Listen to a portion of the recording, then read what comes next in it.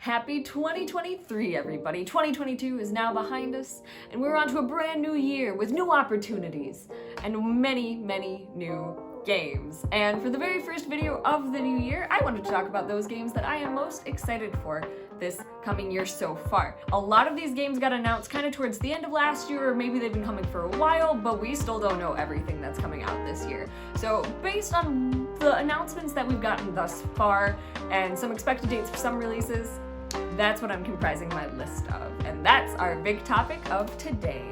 Hi everybody, my name is Alex, aka Quality, and welcome back to the channel. So I'm gonna go through these games in release or projected release order. So some of these games have 100% confirmed release dates, some of these do not, and just either have time frames or they're just coming out in 2023, so they say. So that's what I'm basing my list off of. I also probably could have put like 20 other games on this list, but we don't have that kind of time, so maybe I'll have to do a part 2 at some point in time. But without further ado, let's start with our very first game of the list. It is probably one of my most anticipated games of the year so far, and it's only coming out in like 3 weeks. If you know me, I'm a big JRPG fan, and I'm a big Fire Emblem fan, despite being a bit newer to the series. But Fire Emblem Engage is first on the list, coming to us on January 20th, and I am so excited for this game. When they first announced Fire Emblem Engage, I was both excited but also a little confused. I loved Three Houses, but that's not to say that it was a perfect game. There were a lot of elements from more traditional Fire Emblem games that I had wished had come over into Three Houses. And it seems like with Engage, we're kind of getting back to that a little bit, but the ensemble cast really threw me out. Bringing back characters from previous Fire Emblem games, it felt more like a Warriors game at first, but since more information and more trailers have been released from it, I'm getting really, really excited. The game looks really nice. Personally, I'm a big fan of the art style. It's very anime, it's very cute, but I really, really like the colors. I like how the characters are looking. The story also seems really interesting so far. You wake up completely unaware of what happened, you know, the old amnesiac story, and it's up to you to kind of figure out what has happened to your kingdom, what's been going on. You have to go and search for these emblems, which are these little rings or I guess other pieces of jewelry that contain the spirits of Fire Emblem protagonists from years past to aid you in your quest in bringing peace to your nation. It seems really interesting. It seems like there's a really diverse cast of original characters as well as returning characters. They also already announced some DLC featuring the love of my life, Dimitri, and the other Three Houses leaders, as well as Tiki, and it seems like there's going to be quite a few waves of DLC coming as well. So I'm really excited for the game. I will be interested to see how they incorporate more traditional Fire Emblem elements. I'm kind of hoping that it's just one story and that there are no branching paths. Again, I love Three Houses. It's one of my favorite games. I don't want any more branching paths, just one story, please. Just one.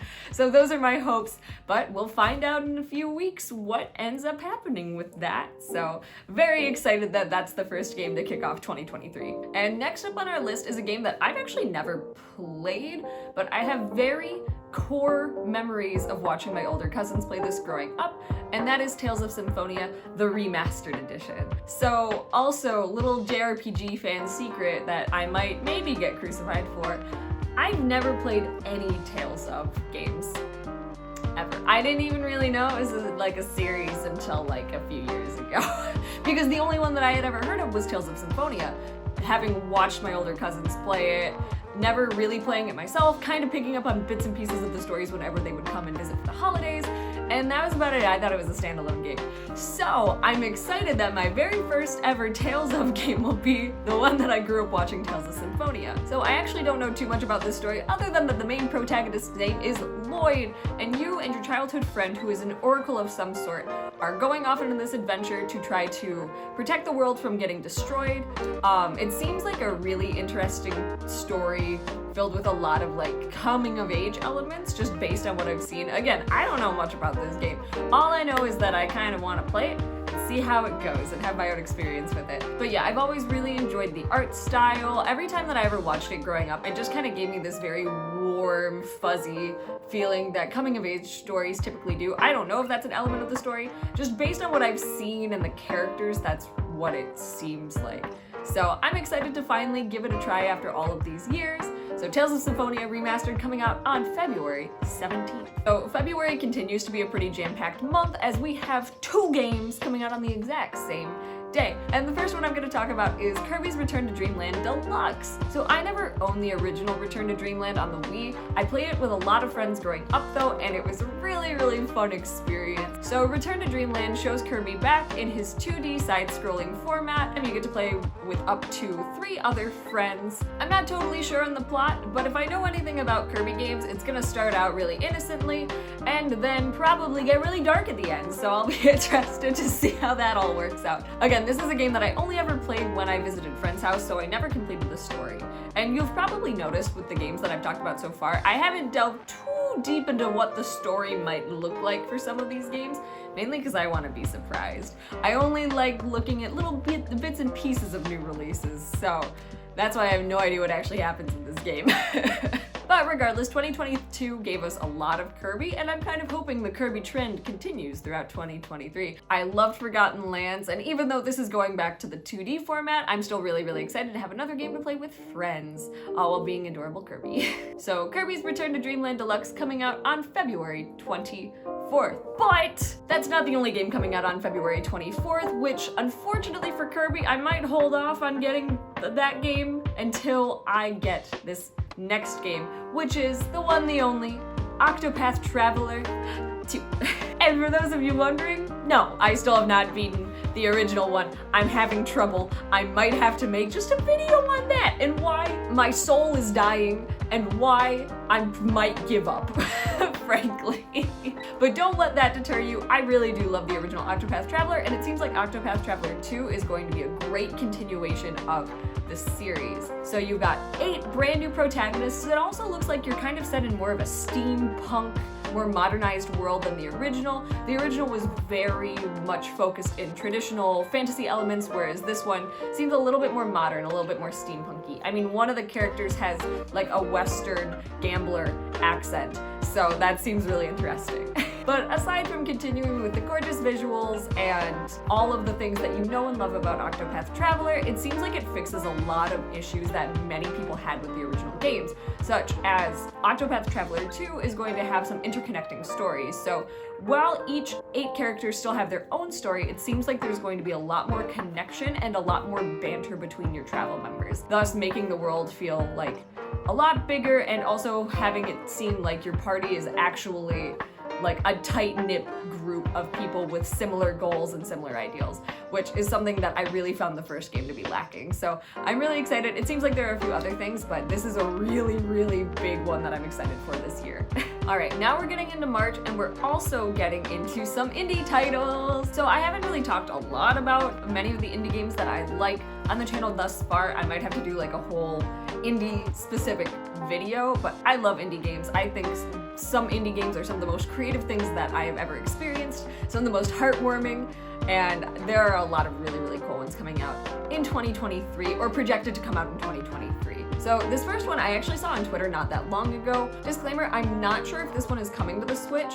It seems like it might be a Steam-only release for now, but I feel like if it gains enough popularity, it might get a Switch port eventually. But coming out on March 23rd, we have Mr. Saitou. So as I said, I saw this game on Twitter and was immediately taken away by the gorgeous pixel art style. I'm a sucker for good looking pixels. It's who I am as a person. But this is a short game about a white collar office worker who is trying to find the meaning of life and suddenly gets into an accident and gets transported into this whole new world where everybody is like this mole, dog, cat creature. I don't know what it is, but it's really cute. Everybody looks really cute, and it seems like it's going to be a really emotional story. I feel like I'm going to probably cry as well as have just a good time. It seems like the writing is really, really funny. It reminds me a lot of Undertale kind of writing where it has its serious undertones, but the characters themselves are really fun and bubbly and you get very attached. So that's kind of the vibe I'm getting from it, and I am so excited. So please go check it out. I'm not affiliated with the person making the game, but it looks so good. It looks so good. So please go check it out and maybe show them some love because it seems like such a great little release. Alright, I wasn't totally sure where in the timeline to put this game on the list because all we have for it right now is early 2023, so I figured I'd slip it in right here. But this is a game that takes many of my loves and shoves it all into one game. Tea, pixels, cats, ghosts, Japanese culture, and lots of other stuff probably. And that is Spirittea. So as I said, it's set for release in early 2023. We're not sure when that's going to be, but hopefully really, really, really soon. You're following a writer who's escaped into the countryside to gain some inspiration for their next book. However, things are not always as they seem. But so after drinking some old ghost tea, you start to see ghosts all around you. But what this game is really like, it's a life sim mixed with a management simulator where you are exploring throughout this town, learning about Japanese culture, doing things from bug catching to singing karaoke and exploring your new surroundings, as well as talking to the spirits that you can now see.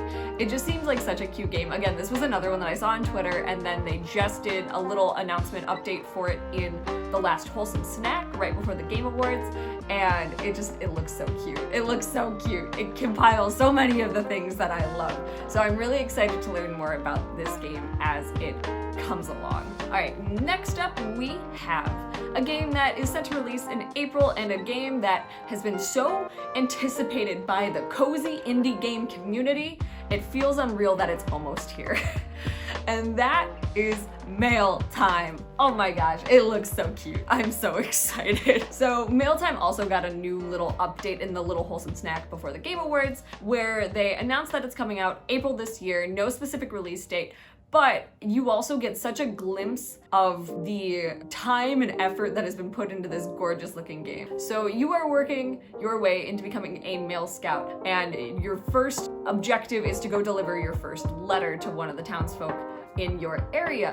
It seems like the writing of this game is going to be absolutely silly, super hilarious, super funny. And the nice thing is you have this gorgeous world that you're exploring the whole time, trying to deliver these letters. I feel like it's going to be a great little mix of super cozy and relaxing, and also just a really funny and enjoyable time. The characters all seem really interesting in what they want you to do, which doesn't always involve just delivering mail, it doesn't seem. So it seems like it's going to be an interesting journey as you work your way to being a truly certified mail scout. So I'm so excited for Mail Time to finally come out. And I'm sure, even though I said that I was going to do this list in chronological order, some of you might have been thinking, where's Tears of the Kingdom? Right here, it's right here. I am a huge Zelda fan, and Breath of the Wild is one of my favorite Zelda games of all time. So of course I'm excited for Tears of the Kingdom. I feel as though, even though we've known about this game for so long, we still don't know anything really about this game, other than that there is going to be a few new mechanics kind of replacing the Sheikah runes in the first game. There's a lot unknown still, I feel. I mean, it took us so long to get a title for this game, but I'm still really, really excited. I'm very interested to see how they're going to follow up Breath of the Wild, because I'll be honest, for a while, I didn't know if they were going to be able to. I figured that the only way that they could go past Breath of the Wild is to make some kind of a sequel or make a game in a similar style. And they went with the sequel, so I'm really interested to see how they're going to continue the story of Breath of the Wild, hopefully expand on it, maybe bring back some traditional Zelda elements that we all know and love, like maybe some more dedicated dungeons or something like that. I'm really interested. I'm hoping that if we end up getting a February Nintendo Direct, they'll say something about the game. It's about time, I would think.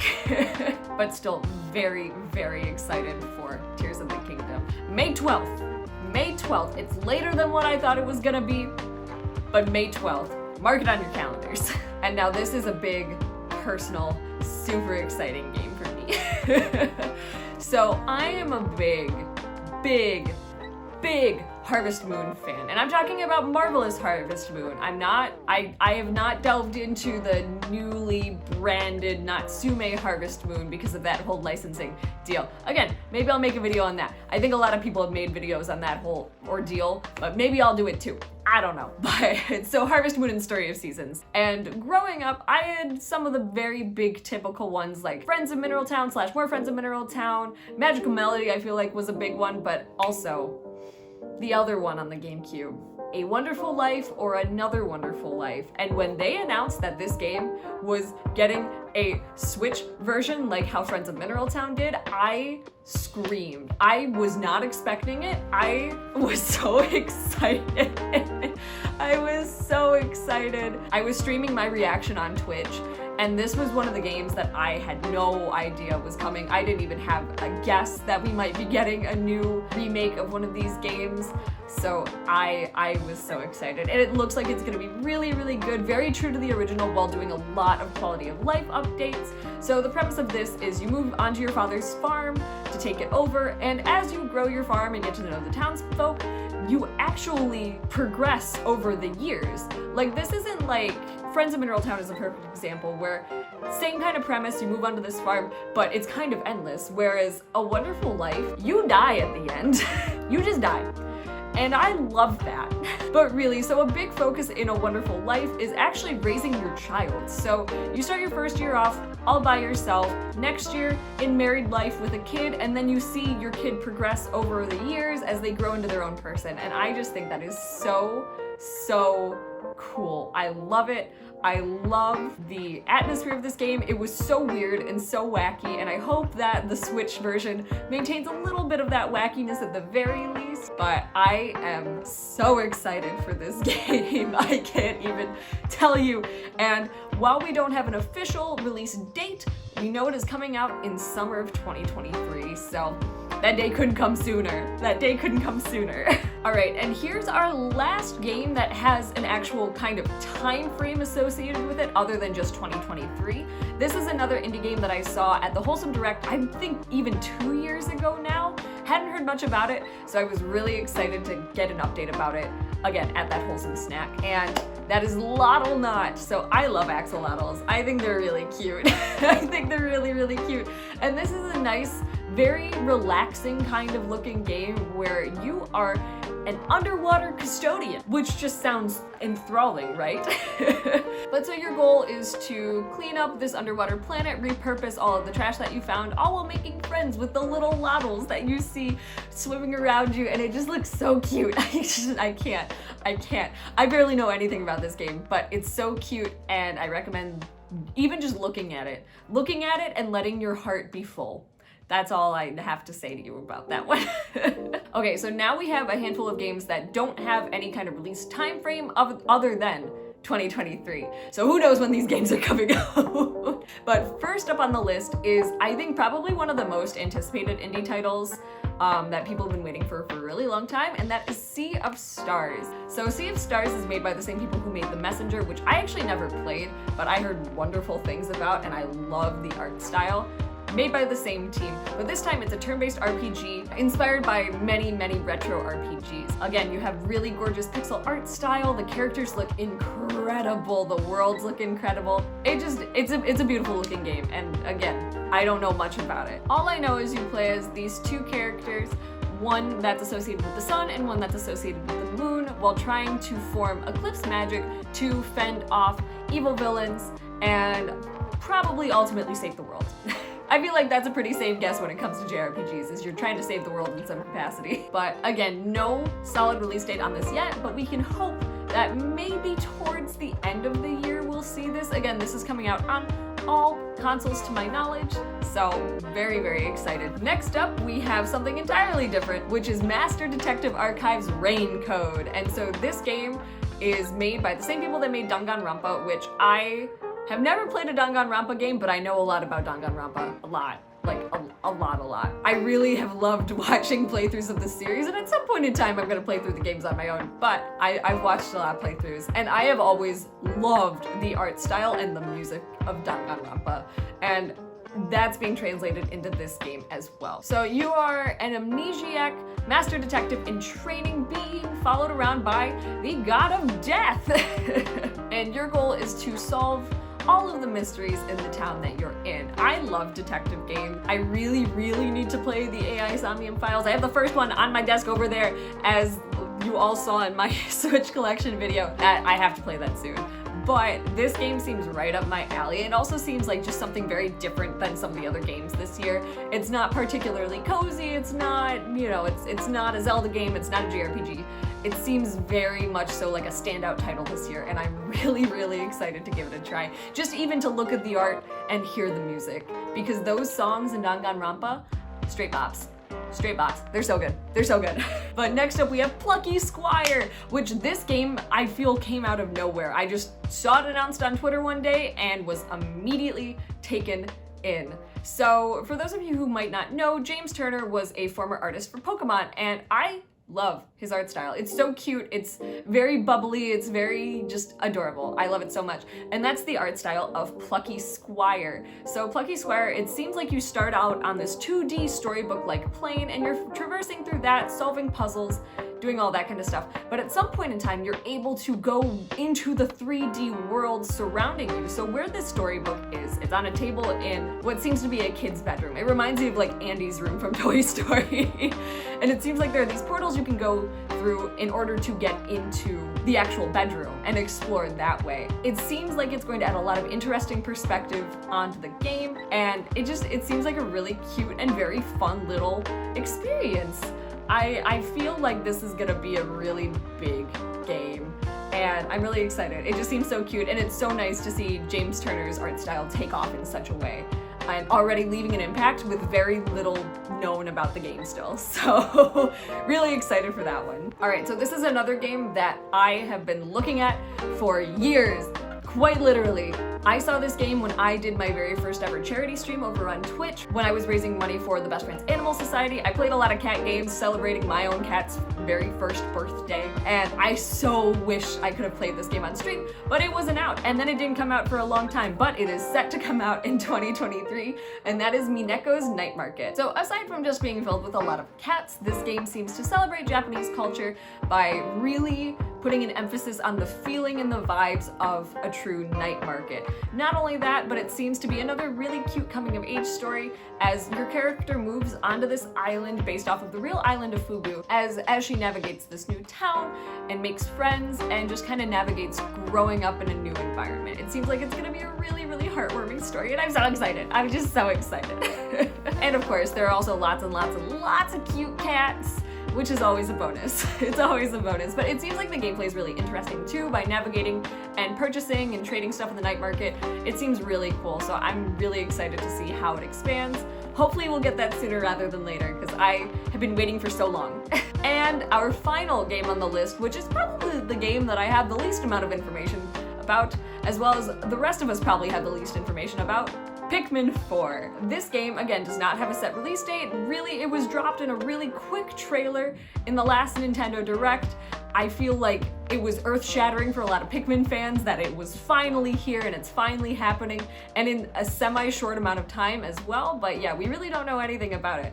All we know is that it's supposedly supposed to revolutionize some aspects of the previous games, so I'm interested. It says that you'll be getting down into the real perspective of a Pikmin, which actually seems kind of scary. You know what happened to Pikmin?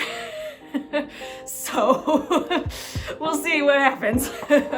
But regardless, I am a very casual Pikmin fan. I did not own the first two games, and I had Pikmin 3 on the Wii U, but I got it for free due to a Club Nintendo thing back in the day. But I love the characters, and I know a decent amount about the game, so I'm hoping that if I don't end up picking up Pikmin 3 Deluxe on the Switch, that Pikmin 4 will be kind of my introductory into the series for real. And then maybe I can go back and play some of the other games on stream or something. But regardless, Pikmin are really cute, and I'm ready. I'm ready to commit. So very excited to at least even learn more about Pikmin 4 this year. Okay, that was a long list. That was a long list of games, but we are finally done. For now, as I said, this is not all of the games I'm excited for this year. There are so many more, especially indie games. Oh my god, that's like a whole chest of games to be unveiled. So maybe I'll have to make a part 2 at some point in time, but I figured this would be the perfect video to start out the new year with. So I hope you found something on this list that maybe gets you excited. Also, if there's a game that I missed or maybe a game that I don't know about, please, why don't you let me know in the comments down below? That would be very, very nice of you. But also, this, again, I'm so excited for this year. I feel like we're gonna get so many new titles, and it really makes me wonder what the future of the Switch is looking like. Are we going to get a Switch revision or a brand new console that's hopefully backwards compatible? Or are we gonna stick with the Switch for a few more years? There are some big questions to be asked, and I'm sure we'll learn more throughout the year, but as of right now, these are some of the games that I'm just most excited for. But I think that'll do it for this video. If you like what you see here, maybe consider subscribing to the channel, giving this video a thumbs up, hit that bell notification, why don't ya? We've got lots of really awesome content coming this year. I'm really starting to feel like I'm growing into my own as a YouTuber. I'm gonna start kind of branching out and doing a few other things, experimenting with some video types, some video ideas, so stay tuned for those. So we've got lots of exciting things happening here on YouTube and over on Twitch as well, and I'd love for you to be a part of it. It's already off to a chaotic start over there this year because the first game I played was Hotel Mario, and that was a disaster. But until next time, goodbye!